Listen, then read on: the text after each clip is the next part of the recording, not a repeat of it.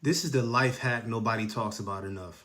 See, reframing your brain may be the ultimate cheat code when it comes to success. Just shifting your thought process can open up opportunities you couldn't even see before.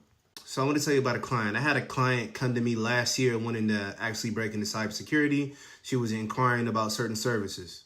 And on our first call, she brought all of the reasons why she couldn't do it.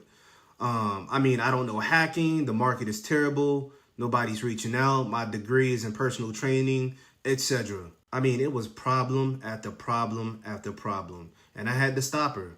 I told her, before we do any strategy, resume work, applications, I don't care what it is, I want you to do an exercise for the next 3 days. Don't think about what you lack. Think about the value that you bring to the table. Meditate on your strengths. Block out everything you think you can't do. Then come back 3 days later. And 3 days later, she was a different person. Completely different strategy. Completely different energy, too. So I asked her the same question. What value do you bring to the organization? And she started pitching herself in a way that I was like, yo, this is incredible. Complete turnaround. She was talking about communication, project management, working with numbers, client relationships, leadership.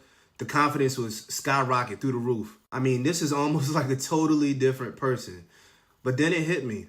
In 3 days before any of the technical work, she went from victim mindset to a winner's mindset just through perception. That's super, super powerful. And I'm telling you, there's actually science that backs up this exercise, this strategy.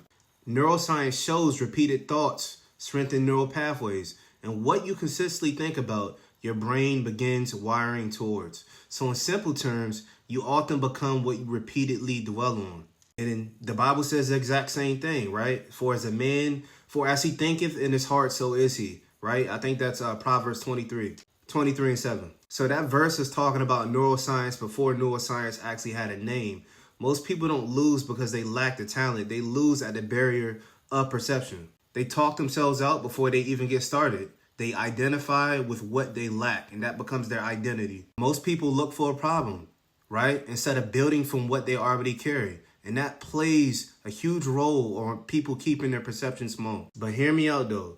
If you're transitioning into a new industry, it's not about knowing everything. It's about identifying what you do well, what you do exceptionally well, and bringing that value to the market through meaningful conversations and delivery, right?